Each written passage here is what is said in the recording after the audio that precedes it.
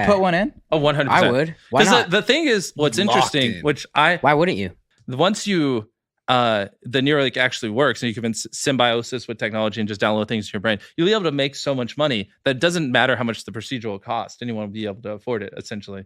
So I think like the first few would probably go for an absurd amount of money, right? Because like even if you had $0, you could just hypothetically borrow $100,000, get it, because once you have infinite bandwidth to unlimited knowledge, you could make unlimited money. It doesn't scare you at all? No, you're like pretty much a robot at that point. But we already are. How fucking? But not really. You can turn your phone off like that. Yeah, but look at your screen time. How much time a day do you probably spend a on lot. It? Yeah, but not 24 hours. Yeah, but 5 hours. So 5 hours a day you're staring at it. The only difference is instead of having the input lag of your thumbs, it's just instant, which would be much more optimal. Still, before phones, there was a complete escape. Now there's still somewhat of an escape. You can put your phone down. True. But when it's